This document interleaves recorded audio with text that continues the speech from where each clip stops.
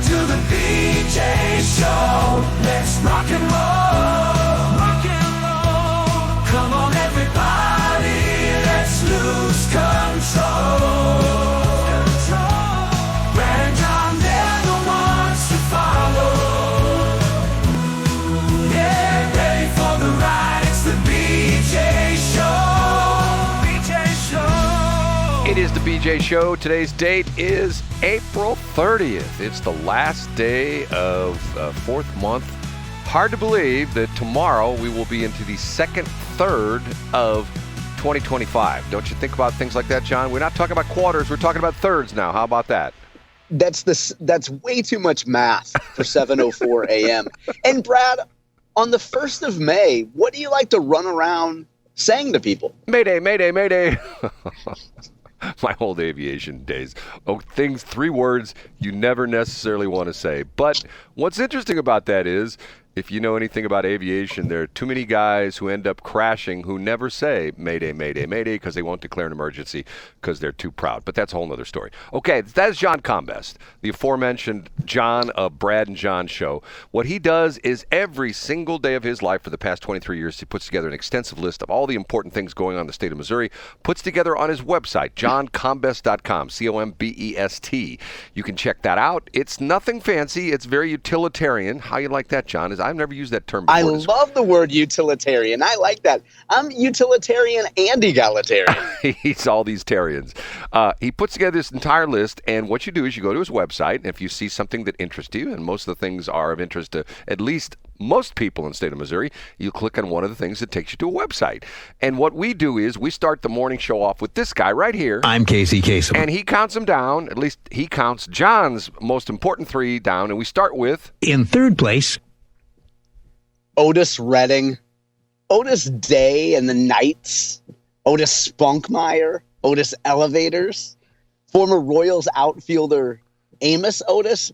Brad, you gotta add another Otis to your repertoire, and that name is Otis Williams. This story is brought to us by Austin Hughley of the St. Louis Post-Dispatch, and it is a vital follow-up to a story that we've been talking about for quite a long time. The St. Louis Development Corporation. We know that St. Louis Development Corporation was going to lose a gentleman named Neil Richardson, who's been the chief lately. We know that Kara Spencer was going to come in and clean house. And clean house she is doing. This gentleman, Otis Williams, ran St. Louis Development Corporation from 2013 to 2021, so an 8-year period of time. You could think of that as kind of the tail end of the Slay administration and the full tenure of Lyda Krewson. So Kara Spencer is bringing back Mr. Williams at least on an interim basis. And, over time may end up being permanent. Now, the board of St. Louis Development Corporation is going to vote on Mr. Williams as being the interim director. Tomorrow morning, they're going to vote. And when reached for comment, Austin Hughley reached Mr. Williams, and he said, never count your chickens before the eggs hatch. So it appears, Brad, he's looking forward to coming back, and he's agreed to come back. But you never know with St. Louis Development Corporation, there could be some people on the board that act out and aren't happy about Mr. Williams coming in. This seems to be, Brad, what'll be a theme for story number 3 and story number 2, which is adding a little bit of stability, maybe a little bit of expertise and professionalism to city operations. This has to do, and I don't want to steal your thunder because you just referenced it, this has to do with this stabilization program primarily. Is that what we're talking about? The stabilization of what's that, Brad? The stabilization program. No, this does not have to do with the stabilization program. That's a different thing. And because that story only deals with St. Louis City, we don't talk about it on johncombest.com. Okay, so that means we should go on to number 2, and here it is. Up a notch to number 2. Speaking of bringing some professionalism to St. Louis City, another headline from Austin Hughley of the Post-Dispatch. St. Louis sheriff hires high-profile lobbyists amid push for bigger budget. That's right. The brand new sheriff, Alfred Montgomery, in St. Louis City, has hired 2 prominent Jefferson City lobbyist firms. That would be Strategic Capital Consulting, which is generally known as Steve Tilley's operation, and also Flotron and McIntosh, which is former state senator Frank Flotron, and then a gentleman named Richard McIntosh, who is a prominent Democrat, a veteran Democrat from Jefferson City. So the sheriff's office has hired these folks. A total of 9 lobbyists have registered to lobby for the sheriff's office in Jefferson City. And I bring this up, Brad. Again, I usually don't link to municipal stories anywhere or county stories anywhere across the state of Missouri. But this does have to do with state legislation. State Representative, fortunately named Steve Butts of St. Louis City, introduced bills back in December that would have raised deputy sheriff pay. Steve Butts says he's not going to push those bills throughout the rest of session because he says there's just too much chaos in the sheriff's office. He's going to see how things shake out. He's going to see if the office stabilizes a little bit before he suggests that we raise deputy pay for the sheriff. And Brad, this also involves one of your favorite stories, which is the sheriff bringing a gentleman in and asking him to roll a pair of golden die to keep his job. Remember that story, Brad? Yeah, that was the old sheriff, the sheriff that was the outgoing sheriff that got voted out of office. Yeah, correct? Vernon Betts. Yeah, Right. You're right, Brad. Right. I should have made that more clear. Yeah, well, I mean, John, hasn't that happened to you before? That's happened to me before, where you go in the office and the boss says, hey, see these dice? Yeah, they're plated in gold. Roll them and we'll see if you got your job or not. I say in general, Brad, unless they're offering a golden parachute, I decline the meeting from HR, and I just act in an obstinate way until I get what I want. But no, I don't think anybody should read too much into that, Brad. Boy. And by the way, this is not financial or career advice, but, take it for what it is. John, can I ask you a question on this, which has always been problematic to me? How is it that government agencies are paying money to lobby other government agencies? Don't you find a little bit of a problem with that? No, I don't. And I'm glad you brought that up, Brad, because I think that a lot of people would read a headline like this and say, why does how you summarized it, Brad, why does a government agency need to lobby a government agency? And I think the short answer of it is, if you are in the St. Louis deputy's office, your employees are tasked with law and order. They're not tasked with making regular trips to Jefferson City to ask for bigger budgets, to ask for more resources, to ask for a little bit of legislative variance here and there. That's not what they do. They're law and order professionals. They're not legislative professionals. So it requires a group of people, a person or a group of people who have deep institutional knowledge of state government, how to get the money that your office needs and actually lobby for those things. That's why I think this is great news for folks in St. Louis City to have lobbying firms doing this. And I should point out, too, that this is nothing new. And in fact, Austin in his piece points out that the sheriff's office used to have a gentleman named Steve Carroll, who's another prominent Democrat lobbyist working in Jefferson City on behalf of the sheriff's office. The city of St. Louis also employed a guy named Rodney Hubbard, who is a really popular former state representative from St. Louis City as well. And so I think it requires, Brad, and I'm going to be blunt here. I think an amateur, I'm not talking about you, Brad, but I think an amateur would look at this and say, well, the city shouldn't be hiring lobbyists at all. The city should just have somebody on staff who does it. You don't want to invest your own resources that should be going to law and order to send somebody to Jeff City and waste their time once a week. Hire people who actually know what they're doing. But John, I guess this is problematic to me because of the fact that why doesn't the sheriff pick up his phone? Of course, John would say he'd have to text first, but why doesn't he pick up his phone and call people in Jefferson City and say, hey, look, we need some more money in the city of St. Louis for the sheriff's department. You think you might be able to wangle that for us? No, absolutely not. And that's not first of all, that shows an ignorance of the way Jefferson City works. And I think if you ask the sheriff today, who is the chairman of the House Budget Committee, who handles your budget, he would have no idea. But you know who does know? Strategic Capital Consulting knows. Flotron and McIntosh knows. I find Who do you think is the deputy on the budget committee, Brad? Do you think Mr. Montgomery knows that? Or do you think he knows how many spare pair of handcuffs are in the storage closet? I want him knowing the latter. And I want him to outsource lobbying to professionals. This is what I find very unsettling about the way our government works, and especially on this kind of a basis where to me, it just doesn't make any sense. I mean, to me, it's to the point where taxpayers are paying money to have taxpayers. We're paying money.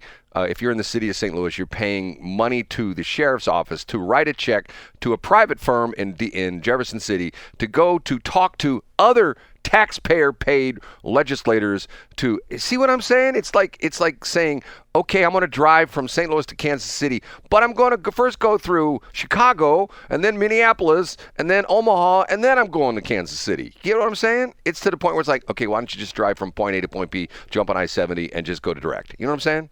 I do get what you're saying. And Brad, that's a very popular, ignorant view of the way that government and lobbying work, Brad. I'm glad that you pointed that out. Thank you very much, John. Okay, I always look to you for these nice compliments, these reassuring comments you make about my knowledge of things. Okay, last but not least. The number one. I'm going to ask you to put your Hazelwood School District reading comprehension hat on, Brad. Even though hats shouldn't be worn indoors, I want you to figure out what this acronym stands for. Are you ready, Brad? Yes, go ahead. Preventing elected leaders owning securities investments. What does that spell, Brad?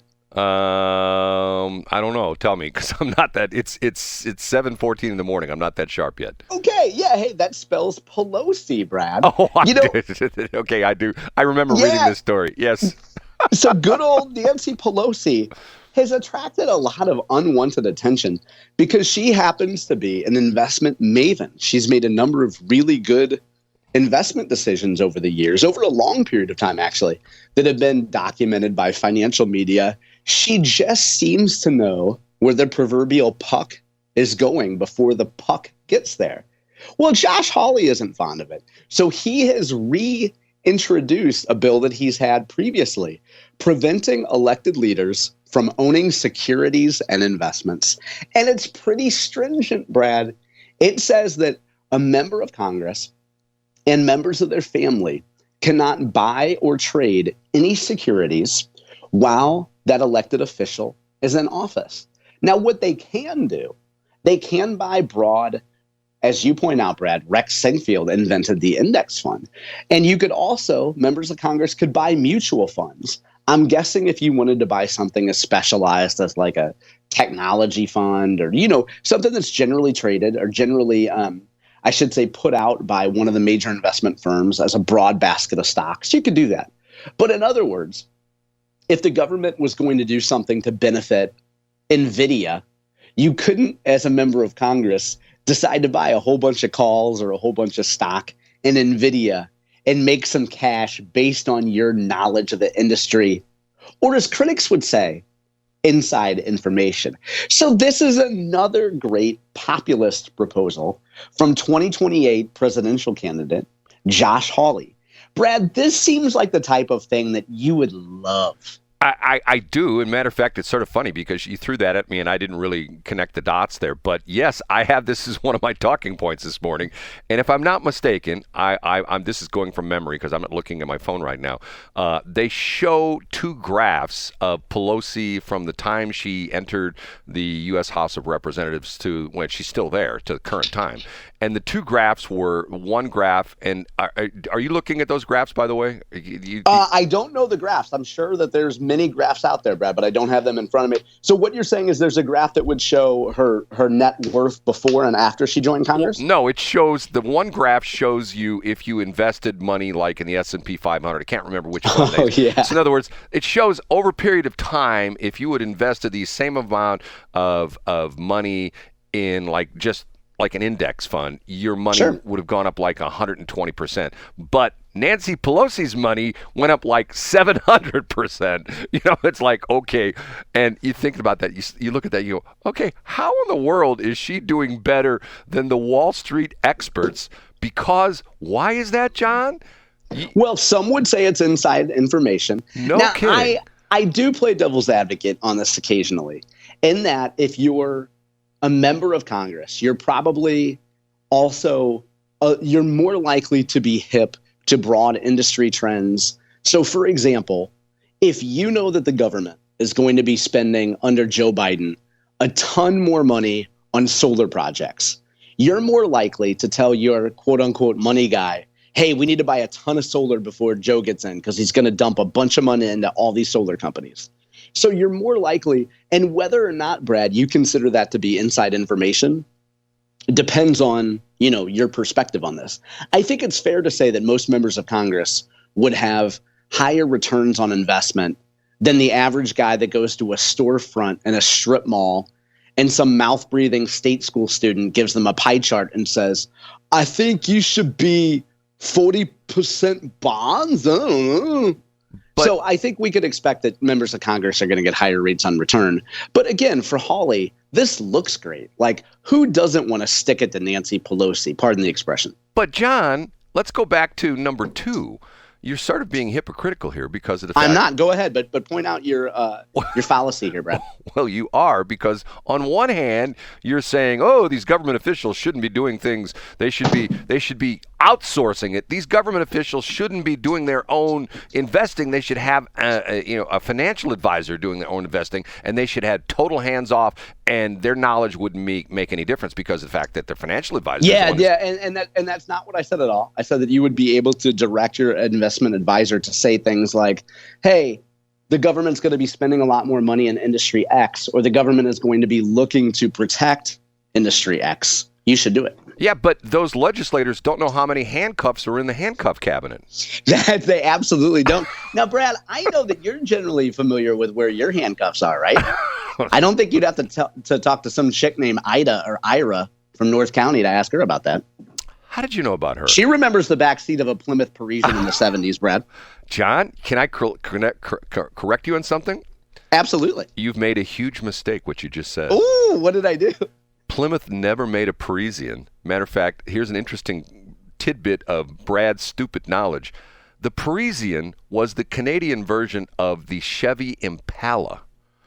No way, Chevy made the Parisienne? Yes. In Canada, the Chevy Impala, as we knew it in the United States, are either the Impala or the Caprice. The Caprice and the Impala were sort of the same thing.